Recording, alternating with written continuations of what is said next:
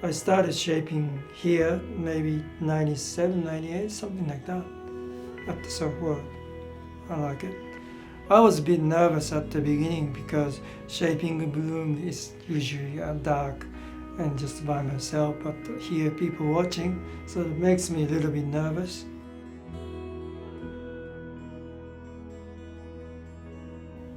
My name is Eiji Shiomoto, and I born 28 August 1953 at Yokohama. It's a big city, but has a bay. Bit like I don't know, but I like San Francisco. I started surfing 13 years old, but my mother passed it away, so that's why we moved to a little beach city called Kamakura when I was 13 years old. When I moved to Kamakura, I didn't know what's about surfing. I saw a few guys just floating in the water, those guys surfers. Then my friend bought surfboard from department store, so that's why I started surfing. When I started shaping my own, I just saw the guys doing, so I didn't know what to do. My brother has mal, that's now they call log nail, and I just wanted ripping off the fiberglass and start shaping because just the shortboard revolution started. So also I didn't have that much money, and my brother gave me his surfboard.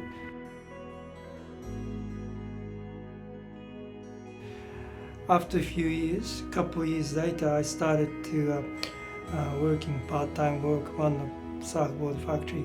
So I saw the guys doing shaping and things like that with power planer and things like that. They didn't tell me do this and do that. I just had a look and then just tried myself.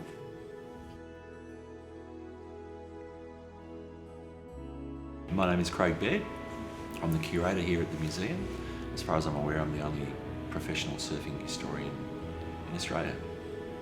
There are two themes that run through surfing that are design and materials, and quite often simply changing materials dramatically changes the performance of the boards. Boards have advanced over the last 100 years from solid timber surfboards to hollow plywood, balsa and fiberglass, foam and fiberglass. Obviously then people work on designs to improve the performance further, but the big challenge with surfing at the moment is materials.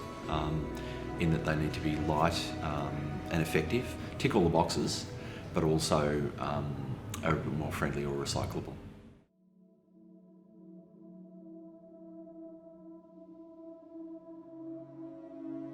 In 1993, I closed my factory and I didn't know what to do. I had the opportunity to coming to Australia because I met a friend in Melbourne. And my first destination, I went to Phillip Island and also came here. But I noticed here more surfboard industry. I heard a lot of surfboard manufacturer started my time. Still a few company exist, but some of them gone. I look for opportunity for making board here and exporting. Then 97, after 2 years, I thought I'd try to living here, but in Tokyo.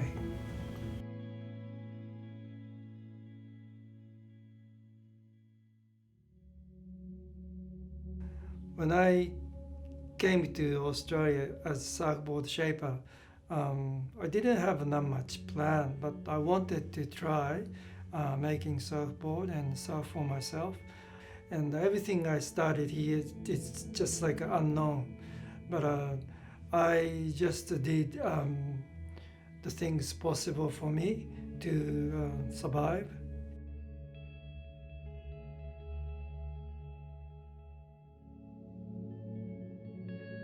Yes, I wasn't really comfortable first, maybe 10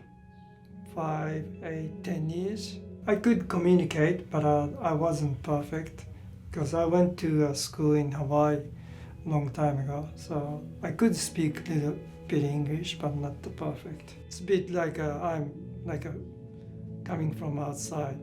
But in Australian culture, a lot of people coming here to live, but to accept those things for myself, that maybe depends on person. Some people just straight away, but for me, it took me maybe 10 years.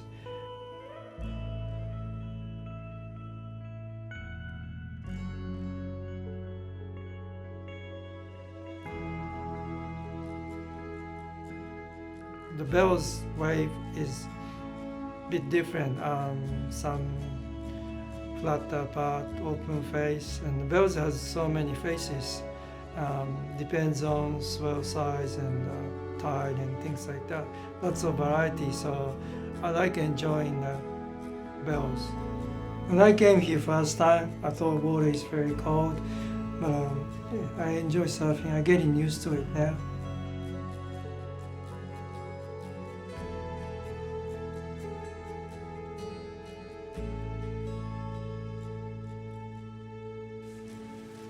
Oh, gee.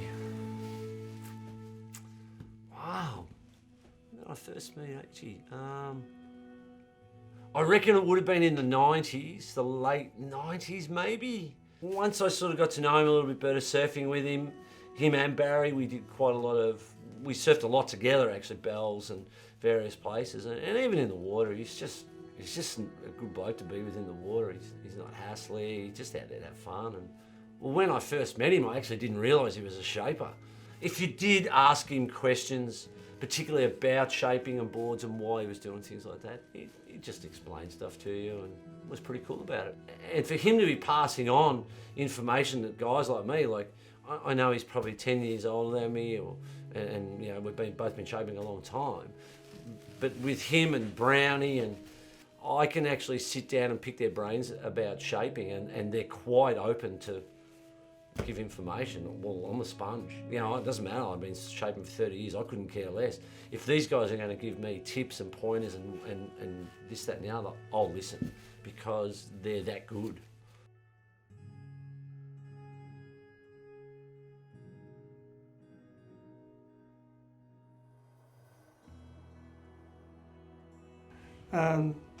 Since I started working shaping in Australia, yeah, great to working with other shaper. Not exactly working with, but I get their idea how they shape, and like a Tico and a few other different shapers. I get, yeah, some of them inspired me, and I started working here. When I came here, I started working with Japanese orders, making board here and exporting from here. Then by the time I living here longer, a few people recognize me and ask me just for the shape, and things was happening like that, little by little.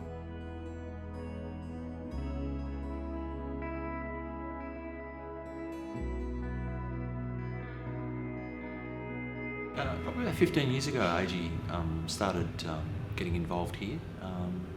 Probably the most important thing with Eiji shaping on site here is the fact that people get to witness something that they otherwise probably wouldn't get to now. Traditionally, if you went to buy a surfboard, you'd talk to a shaper, you'd buy it from a surfboard factory.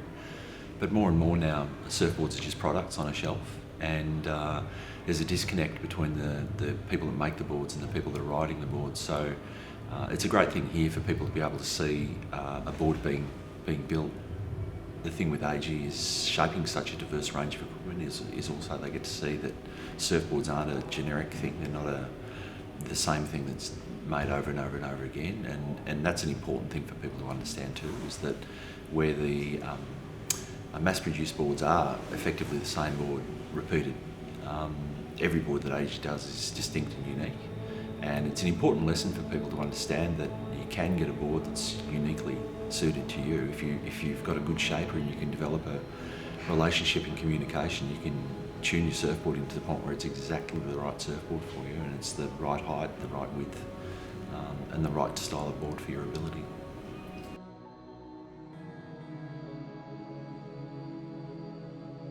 I think I've been shaping surfworld nearly 20 years.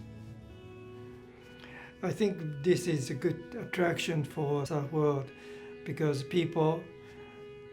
some of the people have no idea how to making boards and shape and things like that. Some of the kids just running to here and just watching.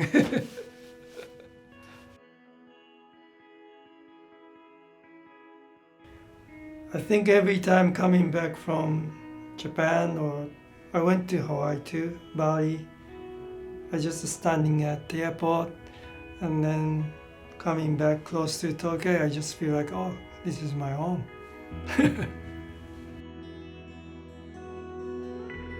And I've been doing what I want to do. Maybe some of the things missing compared to other guys, but I'm pretty happy. Yeah. My life things is coming from all surfing.